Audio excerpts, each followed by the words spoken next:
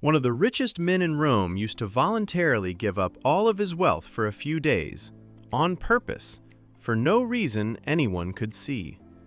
He would eat plain, cheap food. He would wear ragged clothes.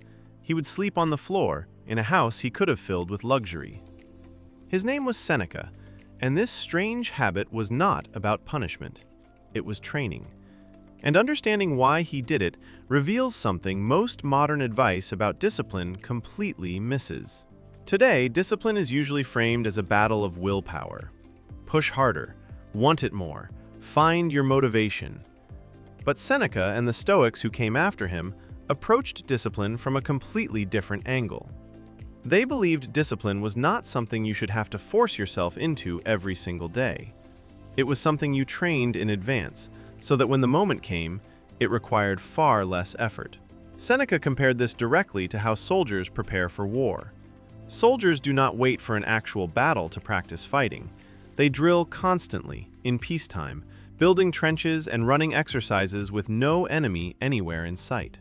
Not because the drills themselves matter, but because when the real crisis eventually comes, their body and mind already know exactly what to do.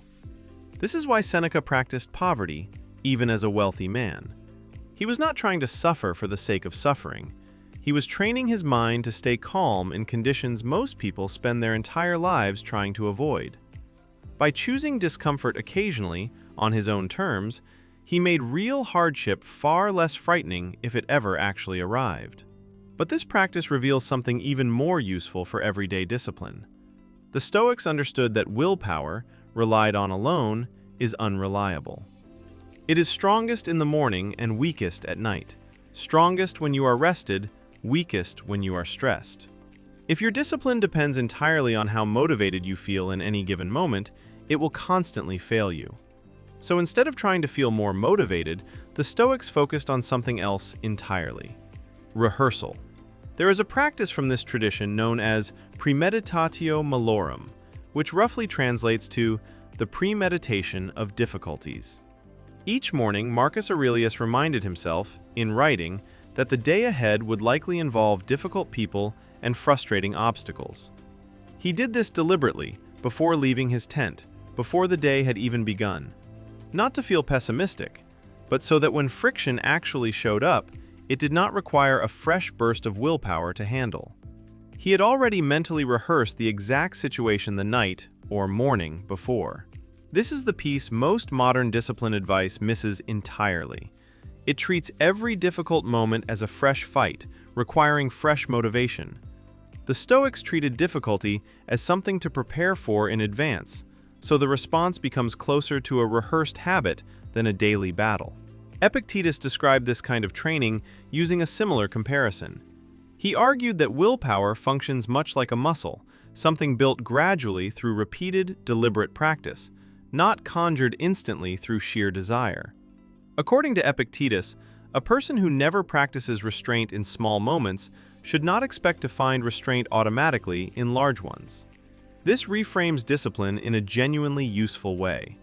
It is not primarily about willpower in the moment. It is about how much you have already rehearsed the moment before it arrives. Here is what this looks like in practice.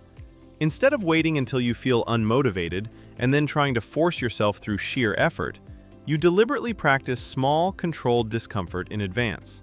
A cold shower when a warm one was available, waking up a few minutes before you truly have to, sitting with slight hunger a bit longer before eating. None of these choices are about punishment. They are small, repeated rehearsals, training your mind to stay calm and steady when things are mildly uncomfortable. Over time, mild discomfort stops triggering panic or resistance. It simply becomes familiar. And discipline that once required constant willpower starts to feel closer to routine. This is likely what Seneca meant when he compared voluntary hardship to military drills performed with no enemy in sight. You are not training for the small discomfort itself. You are training your mind's reaction to discomfort in general, so it stops treating every difficult moment as an emergency. Marcus Aurelius, ruling an empire under constant pressure, could not afford to wait for motivation before doing what needed to be done each day, so he stopped relying on it. He relied on preparation instead. This does not mean discipline becomes completely effortless in some magical sense, but it becomes significantly lighter once your mind has already rehearsed the exact kind of resistance it is about to face.